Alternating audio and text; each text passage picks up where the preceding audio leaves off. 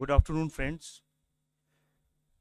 Welcome to the press conference of 9th Governing Council meeting of NITI Aayog that took place today. We welcome Shri Suman Berry, Vice Chairman person of the Ayog, and members Shri V.K. Saraswat, Professor Ramesh Chand, Dr. V.K. Paul, and Shri V.K. Virmani, along with CEO NITI Aayog, Shri B.V.R. Subrahmanyam. Vice Chairperson will make opening remarks. After that, CEO NITI will give details. After that, we will take questions. Thank you very much. Over to sir. Thank you all for being here. As you know, today was the 8th meeting of the Governing Council of NITI Aayog, which has been meeting since NITI Aayog was created or founded in 2015. The Governing Council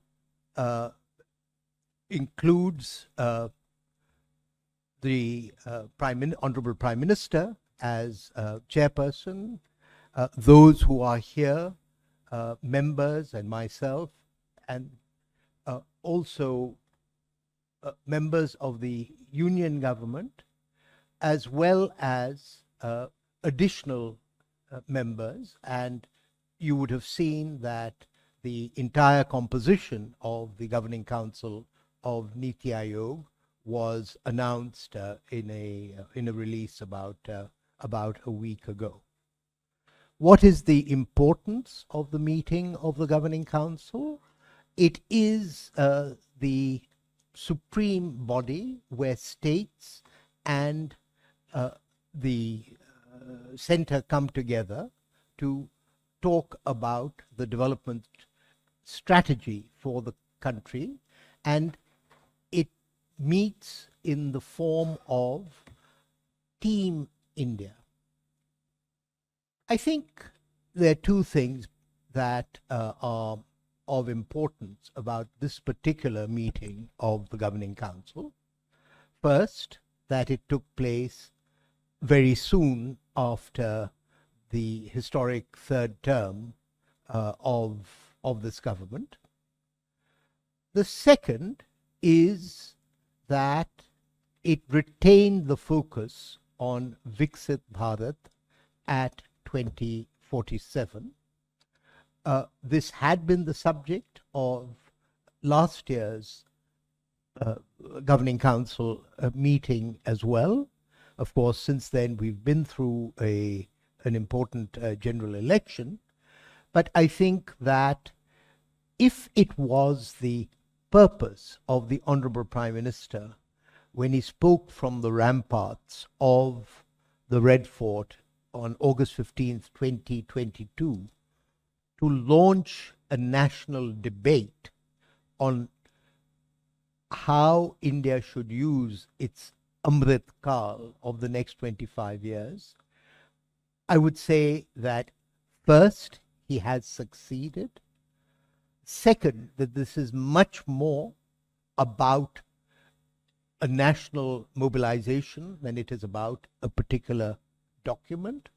And third, that with the return of this government, it is the central focus of the efforts of government and the states. I'll leave my opening remarks at that. I would now ask CEO NITI Aayog to make his presentation and then ask him to direct questions in the question and answer. So, CEO, would you take over? Yeah, thank you, Vice VC. Friends, this is the 9th meeting of the Governing Council of NITI Aayog, and this was announced quite well in advance. The Prime Minister had said pretty much in March that he would be convening a meeting of the Chief Ministers soon after the elections are over, which he did promptly. So soon after the election results and he was sworn in, he held a meeting and the date of the meeting was decided as 27th. Of course, the obvious reason being that with the Parliament being in session, everybody is around. So just to, get over what may be exciting some of you, what was the participation like? Then that's what I think, so that's the curiosity all around. We had 10 absentees. So let me be very clear. There were 10 absentees and we had 26 participants. All states and UTs put together are 26 in number, 36 in number, minus 10 absentees, we have 26.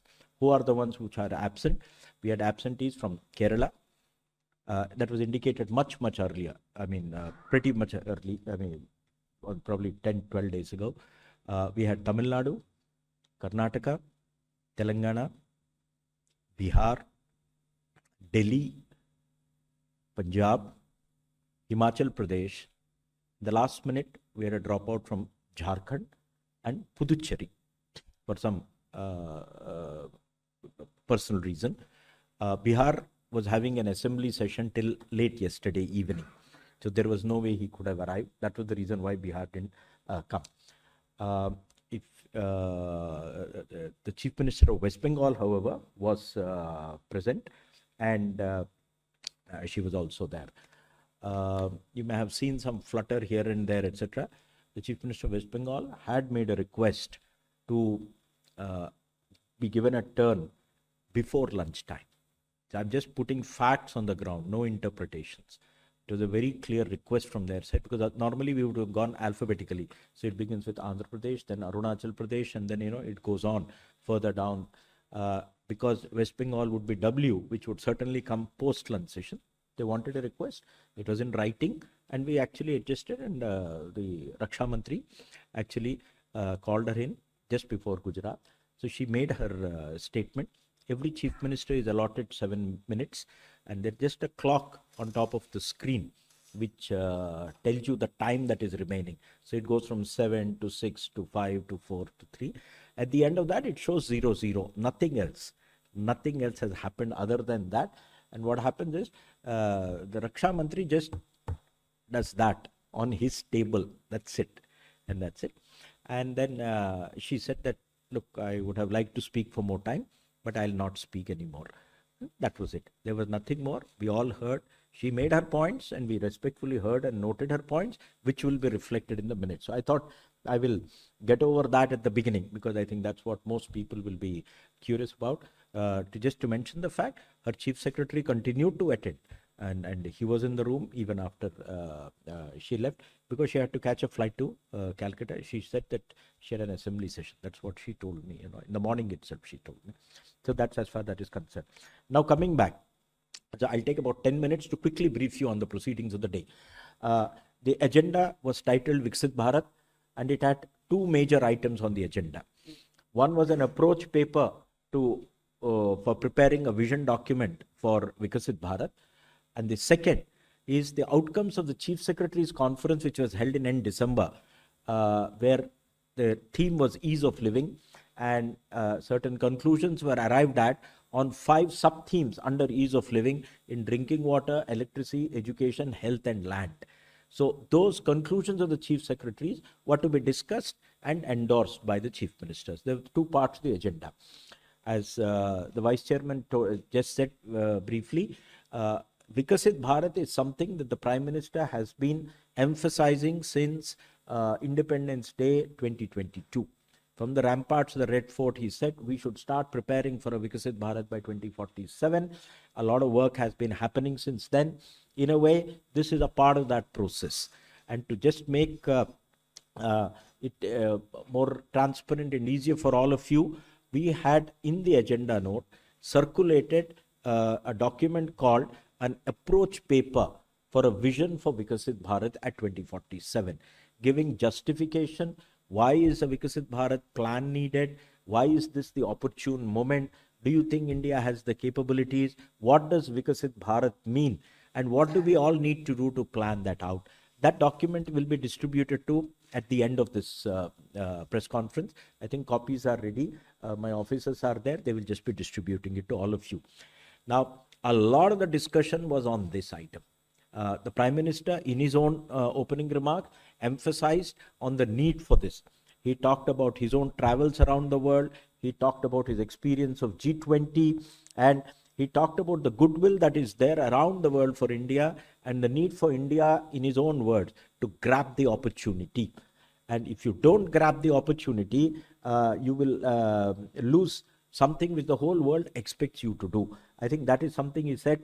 And he said, but a Vikasit Bharat, which is a developed India by 2047, cannot be achieved just by wishful thinking. You must have tangible goals which have to be pursued.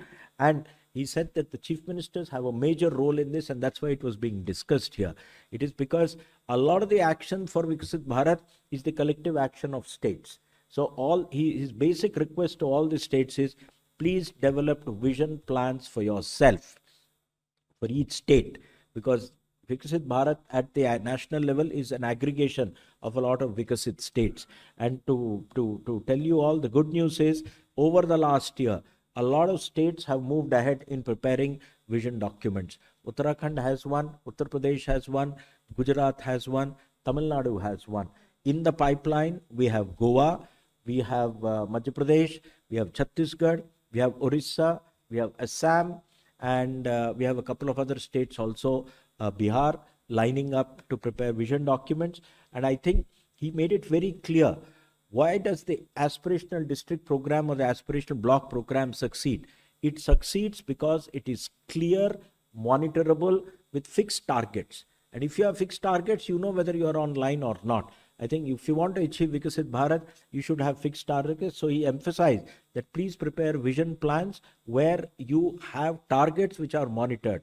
It may not be for this generation, it may be for the next generation, but it's important that you are on the path from now itself.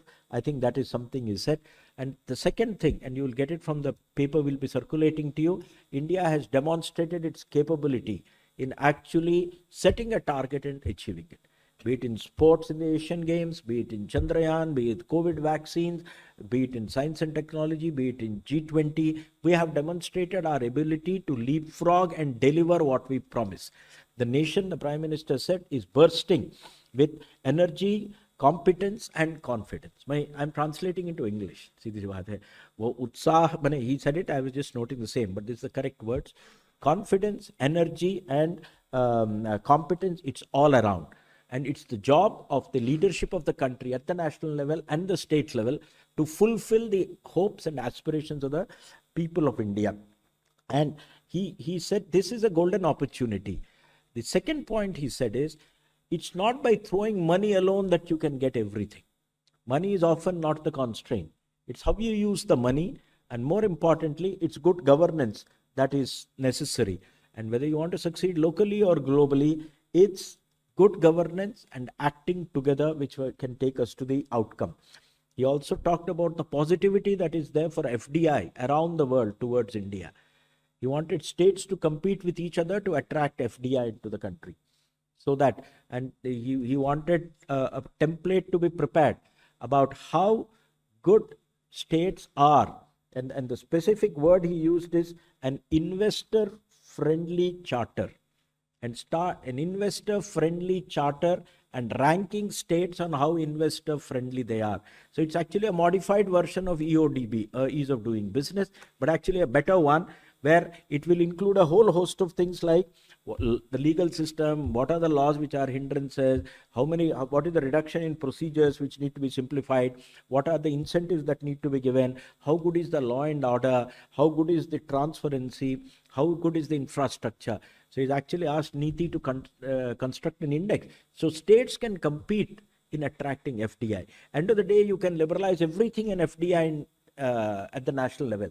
But where the FDI flows is also important. And he made the point that if everything ends up in one corner of India, it's not good for the country. It needs to flow to all corners of the country. And I think he wants to use competitive federalism as a mechanism of doing this.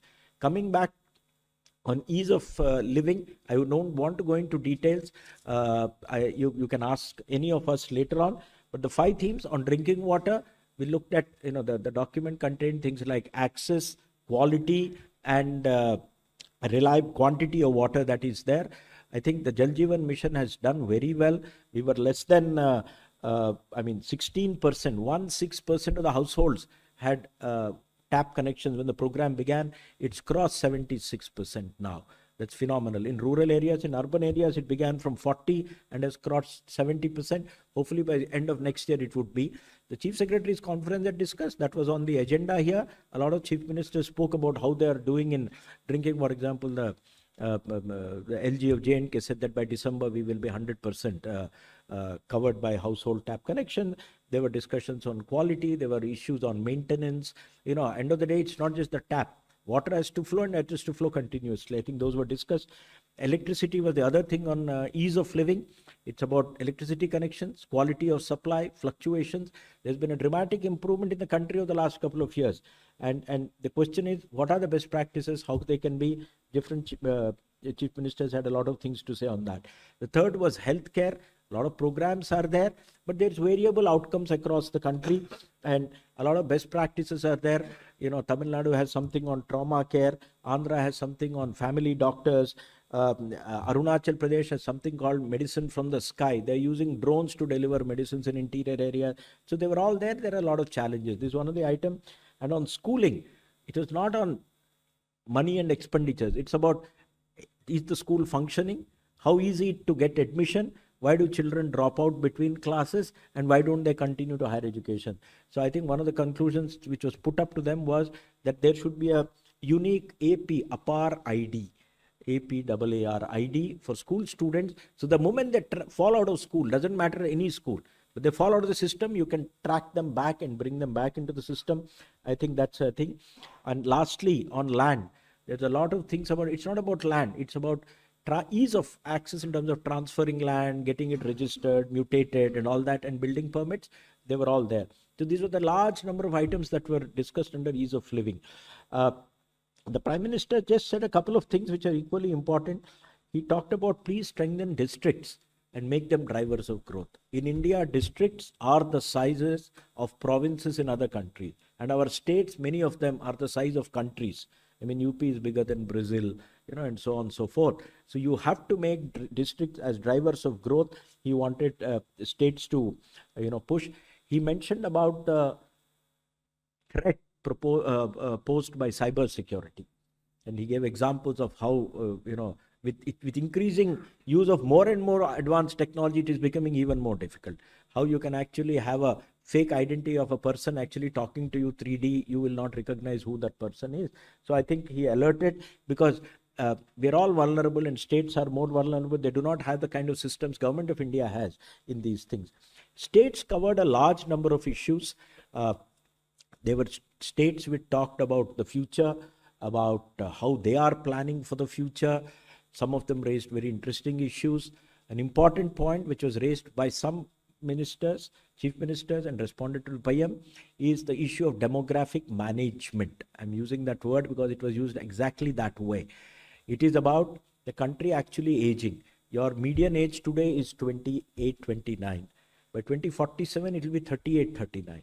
But the number of old people is going to grow from about 130 crores today, 13 crores today, to about 35 crore people then. But the question is, soon after that, it will become a rapidly aging population.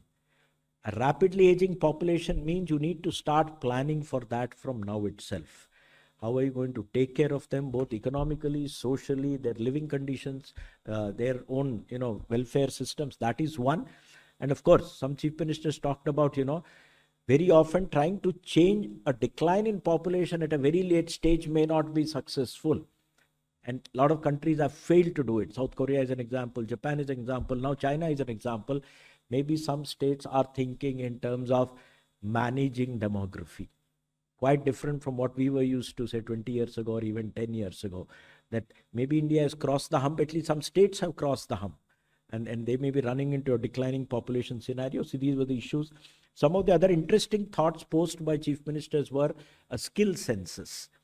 And I think that was an interesting idea which is there. There is another interesting idea on linking of rivers, which was posed. I think the broad consensus is let's start bringing rivers within the state itself. so that you can throw surplus waters from one to the other. And as consensus builds, it can be thrown across rivers in neighboring states. A lot of discussion on clean energy, going renewable, going to green, etc. But at the same time, the need to improve base load capacity, which will require nuclear, hydro, or thermal.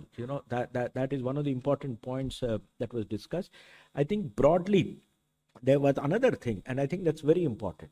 And I think the PM also responded to in his closing remark about zero poverty. I think that was very clearly mentioned. It was raised. I think we should stop now talking about, we have delivered services to families now, drinking water, electricity, gas, house, etc. I think we should now start targeting zero poverty and target it at a village level. By village, can we think of a method by which we can declare villages as villages with zero poverty? I think it's a very interesting concept floated by some people in the room, and I think the PM responded, it's a very good idea. Why don't we carry it forward at the village level, declaring places as zero poverty villages, and that way you then are not talking about poverty in percentage or some broad numbers, 20 crore, 30 crores. You're talking of there is nobody poor there, and then moving on to other places. I think it's a very, very interesting concept. I will end here. I've covered about 80% of what was discussed. I took some time, and now I will leave it to the audience for questions. I'll also pass it on to the members and VC who can answer some of the questions. Thank you. Yeah. Now we'll take questions. I will request that please introduce yourself and your organization. So number 3, start with number 3. Good evening. I am Priyashmita from Informist Media. I have 2 observations. One is related to the budget. The budget had a mention that after this financial year, the center will start targeting a particular debt to GDP ratio. In this context, the states would also have to set a particular debt to GDP ratio for themselves. So I just would want to ask, considering fiscal prudence is something that is on the panel for the governing council body, were there any conversation on this? And quickly, since Virmani sir is also here, who has great perspective on trade, I would like to ask, the budget also mentions about FDI from China. So since you're speaking about making states competitive for FDI, how do you see this Chinese FDI working out for India, especially when we have actually taken trade protectionist measures like anti-dumping duties or import restrictions? So these 2 things, please. Thank you. I'll give a quick answer and then give it to Dr. Virmani. Neither of the 2 were discussed, so I'm putting it up front because they were not on the agenda. But I'm sure at some point in the future they will need to be discussed. Dr. Virmani? I think this discussion is about the NITI program and what we discussed. I'll be very happy to answer your questions on Monday, Tuesday, whenever, but they are really not very related to the conference we've just attended. So just get in touch with my office. I'll answer both your questions. I'll give another thing. You see, our agenda was prepared prior to the budget or even economic survey. I mean, this was circulated on 17th of July. So there was no way, we need a 10-day notice to give this. So obviously that was not to be, but I'm sure the NITI provides a forum for a lot of these things to be actually thrashed out, and I'm sure it will be. 78. I would like to add to that. Though Chinese FDI was not discussed, Prime Minister discussed at length how to attract FDI. And he just talked based on his experience in Gujarat. So he just nudged the states that how they should attract FDI. He talked about ease of doing business, better governance, repeal of unnecessary law, which may act as a sort of block for FDI to come to any states. So he emphasized a lot on FDI, but not specifically on Chinese FDI. I could just say that the budget only referred to the glide path for the union deficit. It had no implications for the states, and this was really a discussion about the states with the states. So, was there any discussion, sir? Anupam Mishra from All India Radio. So, was there any discussion about aspirational district program, or Because all the themes like drinking water, electricity, everything is related to that. Yeah. So last time aspirational districts figured very, right at the center. This time they were not on the agenda. You don't want the same thing every time, but it was clearly mentioned very early on by the PM in his opening remark that the aspirational model works because you have clear monitorable targets. There is transparent monitoring on a dashboard that enables people to perform.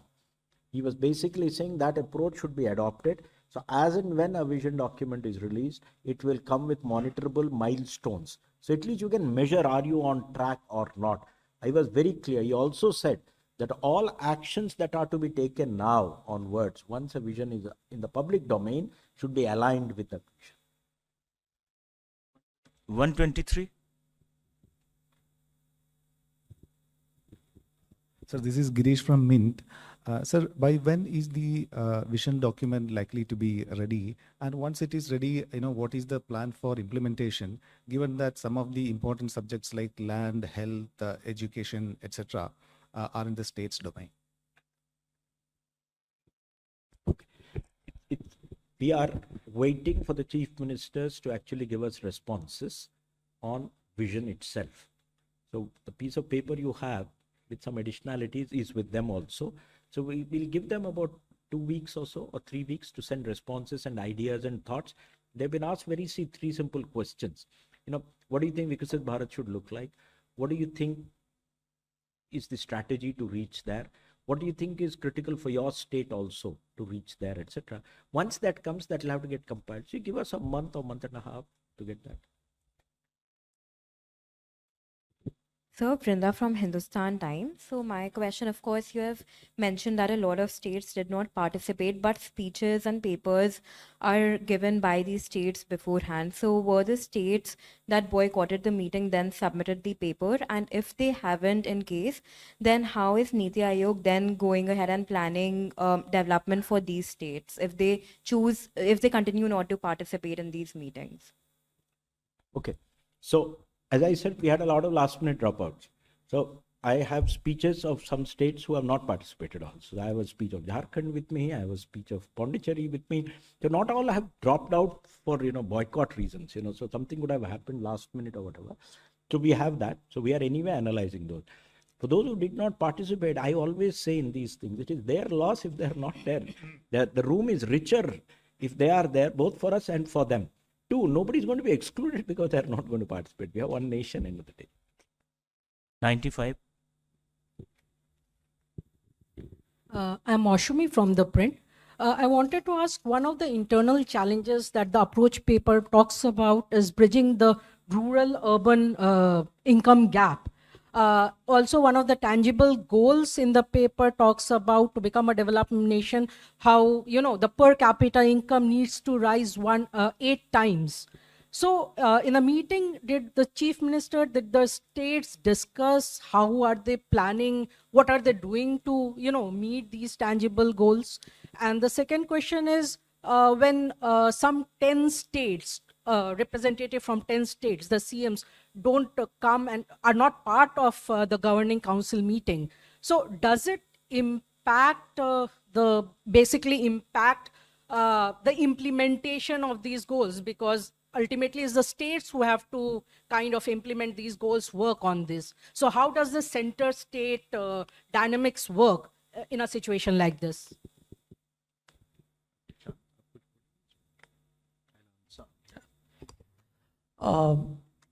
This urban rural economy need to be seen with a different kind of lens.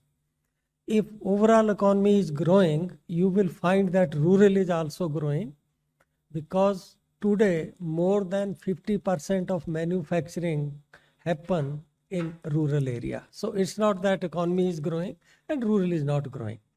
We have statistics about agriculture, which is mainly rural, from where we can see how that part of rural income is growing.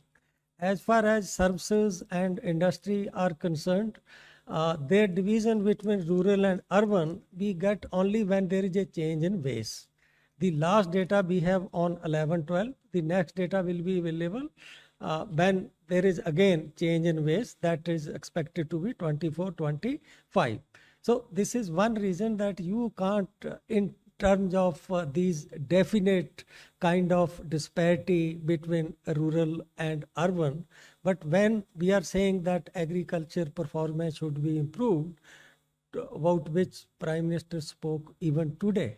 He talked about increasing productivity. He talked about growing high value crops, expanding area under high value crops, diversification, reducing import of pulses and edible oil. So he spoke about all those kind of things. So when we are talking about these kind of things, in a way we are addressing a rural economy.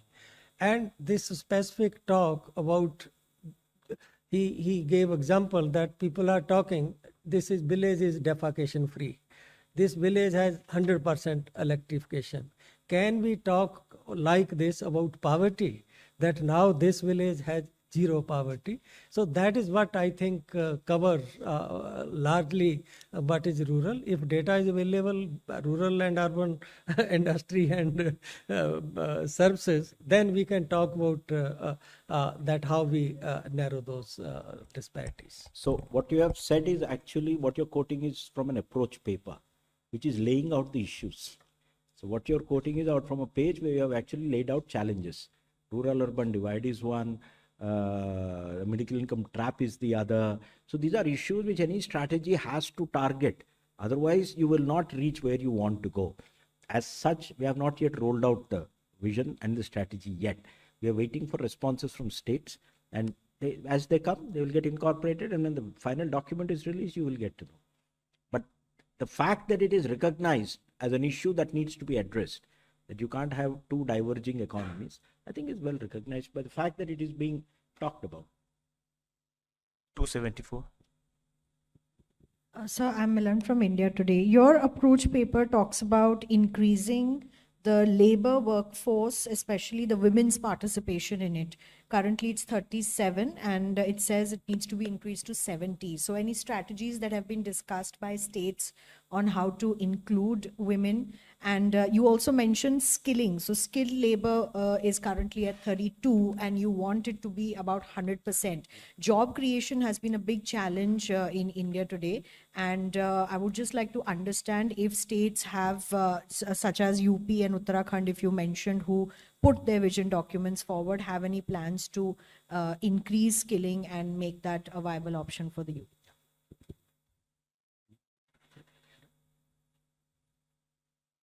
So I think a lot of chief ministers mentioned women's programs. I think much of it was an appreciation of the government's programs on women. For example, the entrepreneurship program. There was also mention of the skilling programs, etc. I think so far the focus was on the existing programs, as CEO has said, and I think VC also said. The future part of it, you have to give them time to think about and think of new ways of doing it. But a lot of them mentioned that this is very important, that they are doing this, and that some of the successful programs which have been introduced by the center, and some of them have evolved these and added more programs to the system. No, I think in the opening remarks, the PM was very clear. Skilling is up and square in front of his sights, both skilling and employment. It was reflected in the budget also, he said. And I think a couple of chief ministers clearly laid out what their thoughts are.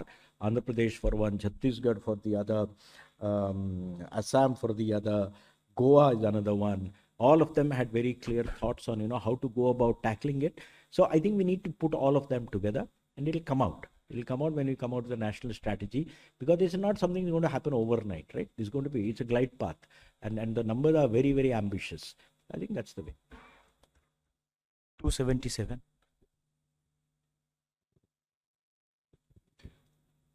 Sir, till now we are hearing about the need for a population control measures. Can you introduce yourself, sir? My name is Premangshu from Anand Bazar Patrika. Till now we are hearing about the need for a population control measures, and now you are talking about this aging problem. So how to deal with that? Have you discussed that? Because we don't have any primary data because census is not yet done. So that is one thing. And second thing is just one clarification. You said that when West Bengal Chief Minister was speaking and her 7 minutes was over, that Rajnath Singh just tapped the table. And did she register any protest? Because she has said that central government was not ready to hear the problems of West Bengal. It was very clear. There was no interruption whatever.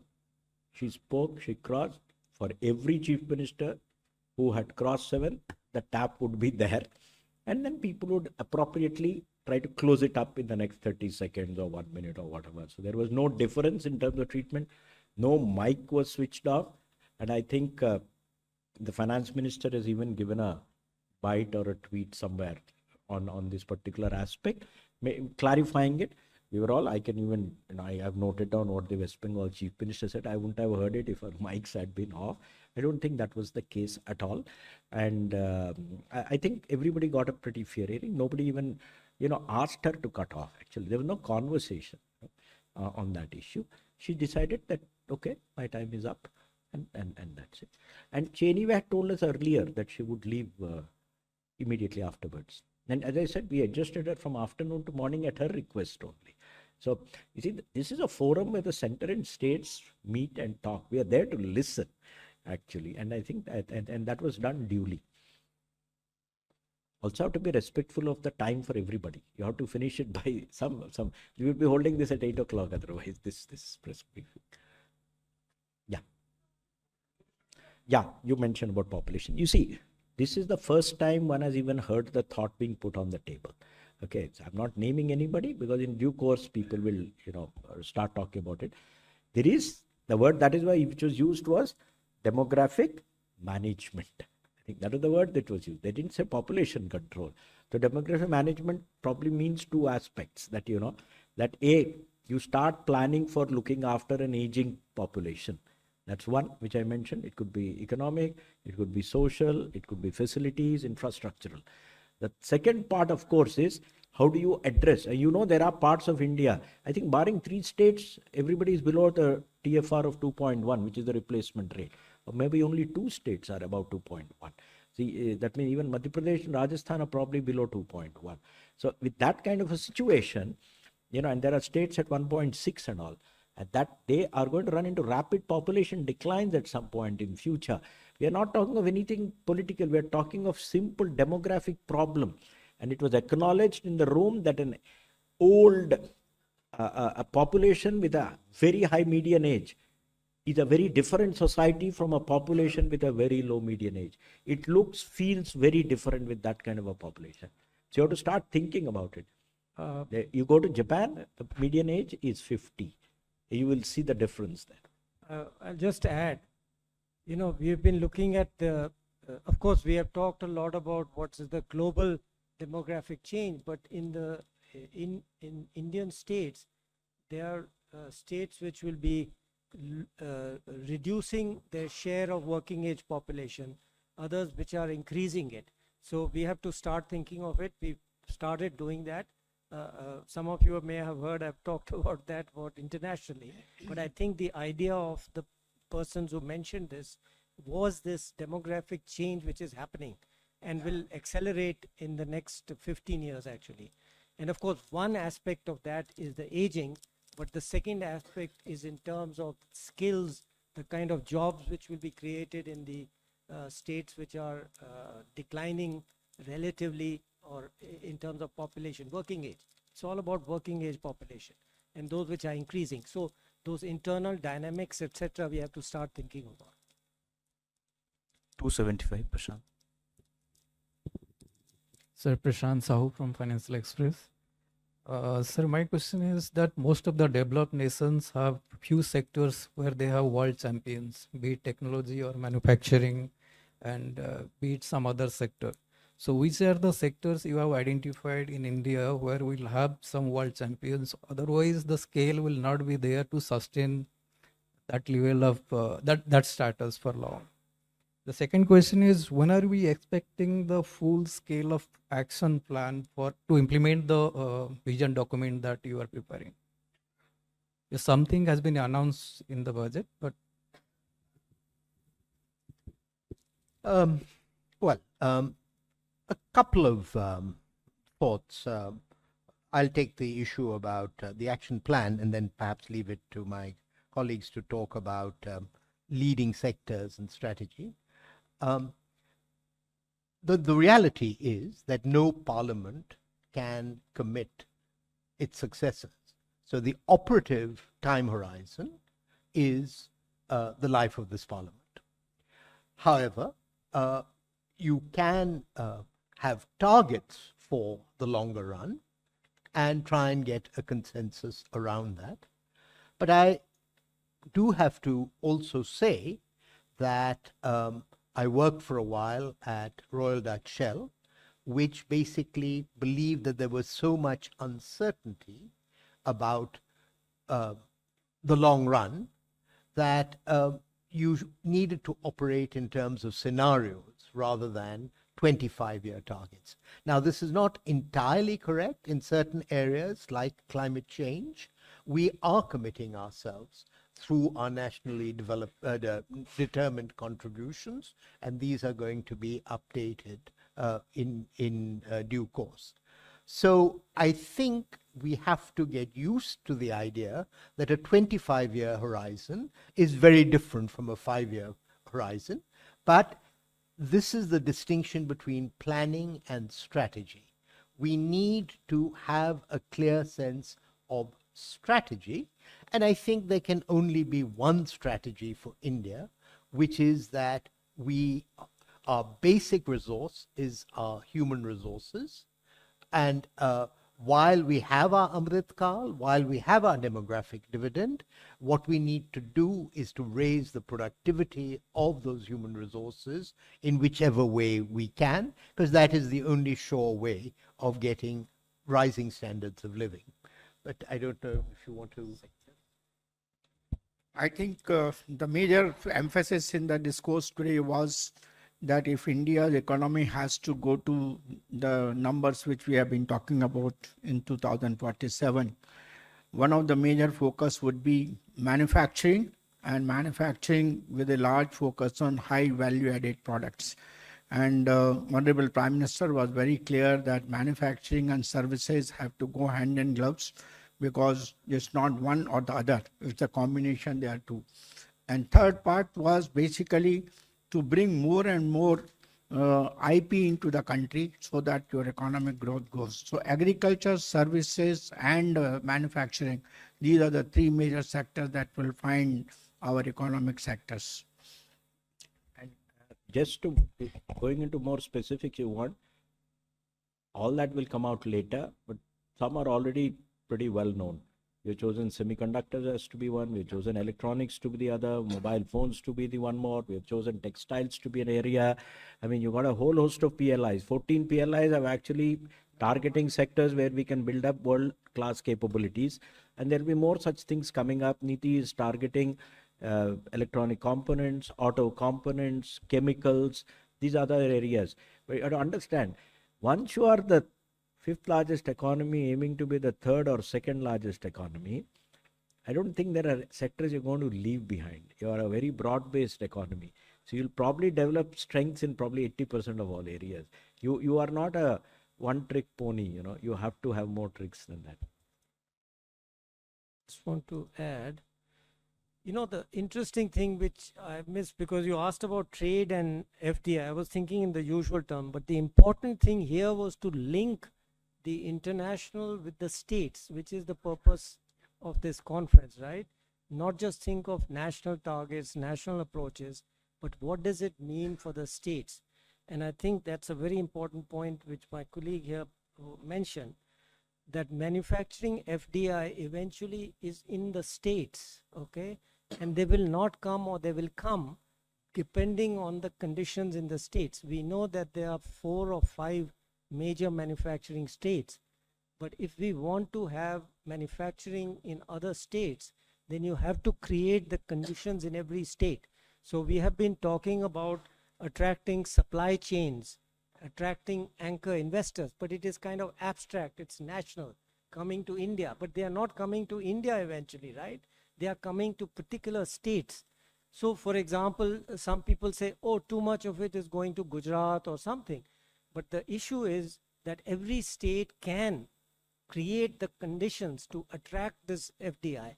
And I think that was the important new focus for me personally of what the PM said today. Very, very important change, that don't talk just about the national attraction, but go into the states and make sure every state can attract FDI, attract manufacturing, attract these anchor investors, and participate in this development. Yeah, one amplification to what Dr. Vimani has said.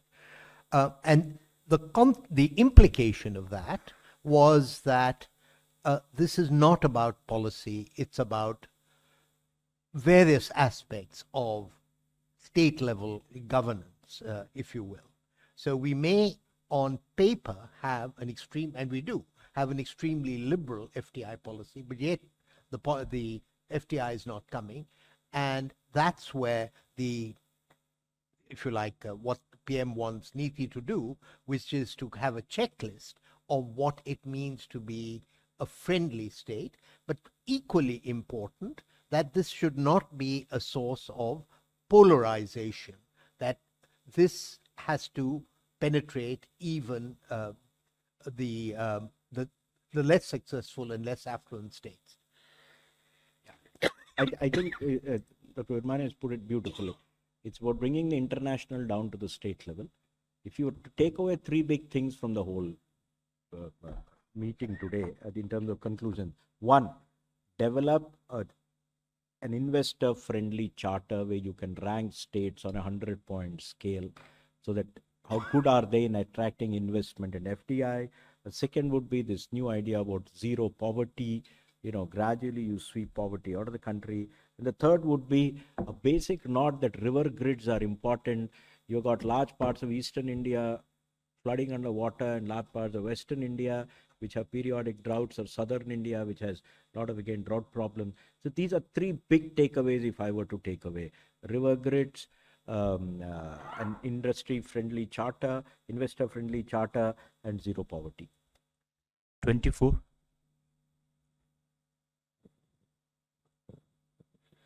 Sir, I'm Arun Dhanta from CNN News 18. My question is that we all know to achieve the target of Viksit Bharat 2047 is something where you need the support of center and states.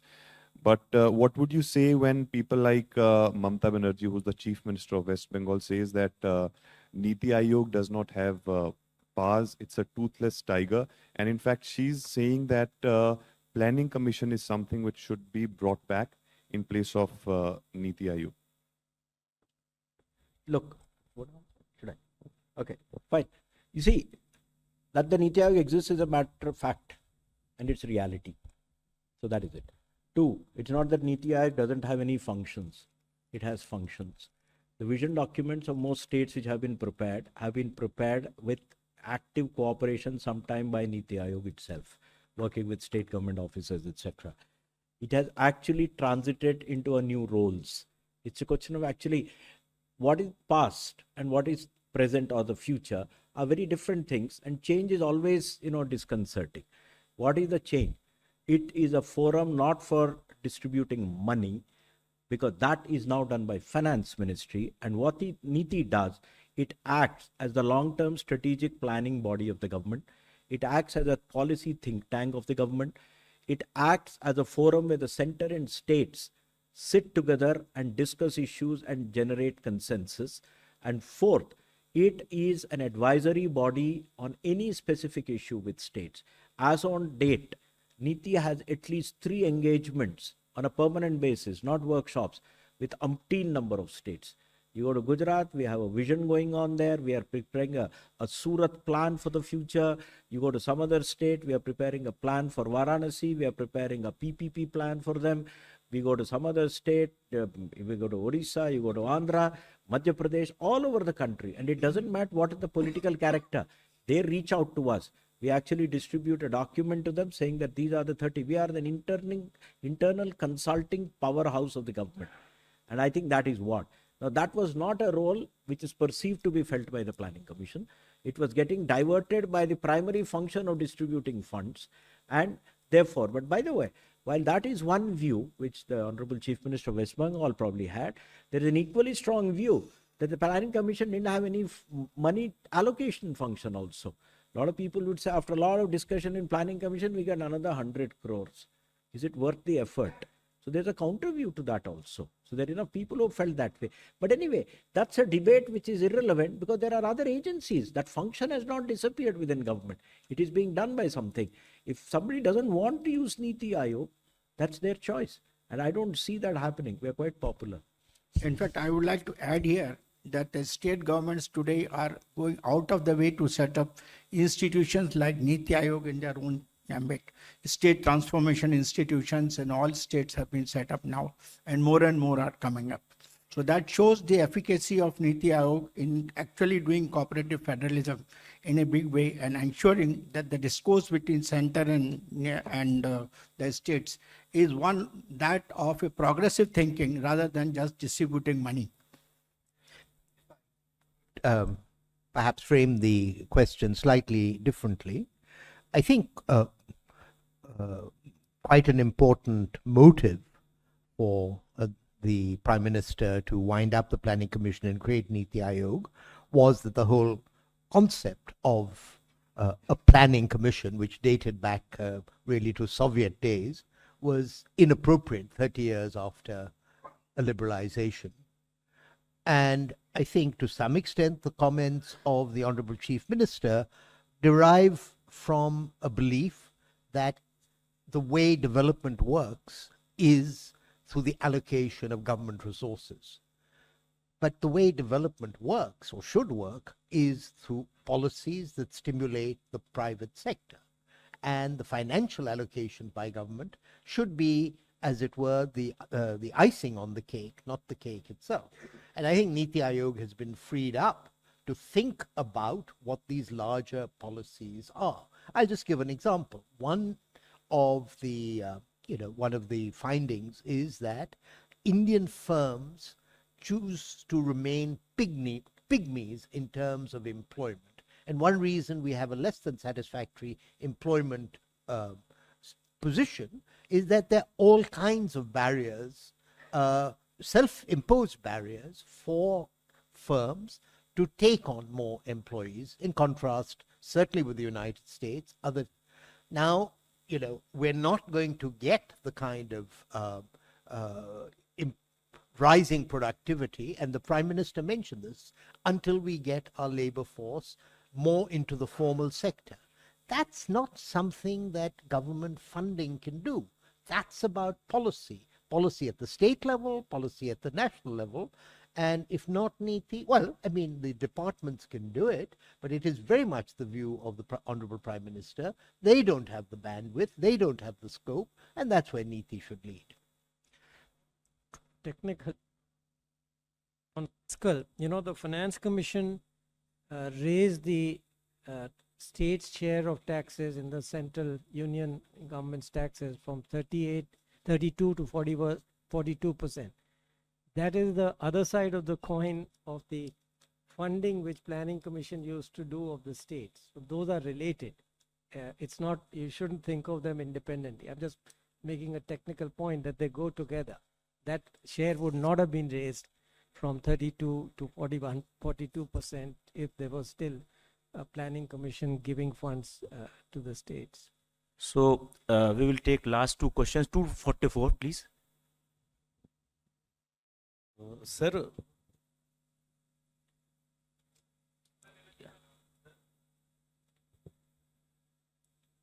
ठीक है, आवाज आ रही थी. Hello sir, Neeraj हूँ news 18 India से. आपने बताया कि 10 लोग आज गैर मौजूद रहे आज की बैठक में. ज्यादातर लोगों का राजनीतिक कारणों की वजह से न आना बताया गया. उन्होंने घोषणा भी पहले कर दी थी कि वो बैठक में हिस्सा नहीं लेंगे, लेकिन आपने कहा कि अंतिम वक्त में हेमंत सोरेन ने मना किया बैठक में न आने से. उनकी वजह क्या थी न आने की, और अगर कुछ मुख्यमंत्रियों के न आने की वजह आप बता सके. ना आने वाले वजह तो नहीं बताते, ठीक है जी। जिन लोगों ने, सीधी सी बात है।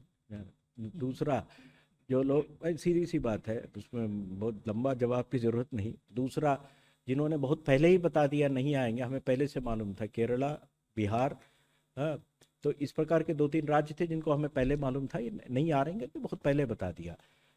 पुदुचेरी का कुछ लास्ट मिनट रहा होगा, बिकॉज कल तक तो देवर स्पीचेस आ गई हैं। झारखंड का भी, उनका तो चीफ सेक्रेटरी दिल्ली आ भी गया था, ठीक है जी। तो I don't know last minute क्या डेवलपमेंट है, हम उसको ट्रैक नहीं कर रहे।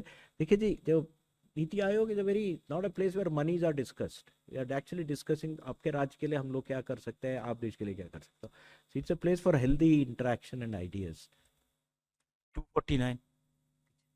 This is the last question. I am Shikha from राष्ट्रीय संस्कृति, एडिटर इन चीफ।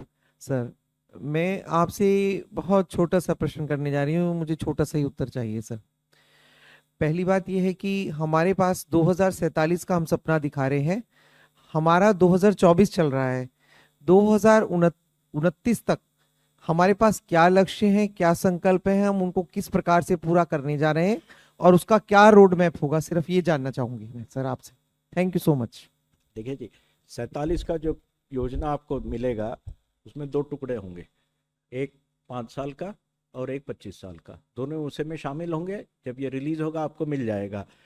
जो 5 साल का होगा वो बहुत ही डिटेल्ड रहेगा, उसमें विस्तृत रूप से होगा, क्योंकि 5 साल का, जैसे वीसी ने बताया, हम लोग उसका कल्पना आज कर सकते हैं। 25 साल का सिद्धांतिक होता है और एक तरफ मार्गदर्शक टाइप होता है। तो ये दोनों आएंगे, जब आएंगे तब हम अलग से उस समय मिलेंगे, उस समय बताएंगे। आज वो चर्चा न हुई थी, न तय कर रहे थे आज। बिल्कुल। मैं नहीं, आपने मेरा पहला शब्द, पहला वाक्य नहीं सुना। मैंने कहा जब विजन आएगा उसमें 47 का भी लक्ष्य होगा और 5 साल का भी लक्ष्य होगा। और अभी सारे विभाग बना रहे हैं अपने 5 साल के लक्ष्य।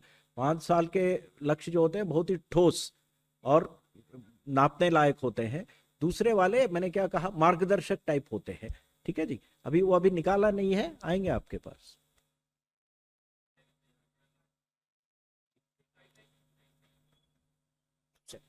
So thank you very much, friends, for this press conference, attending the press conference. Now you can have refreshments at the cafeteria on 4th floor. Thank you very much.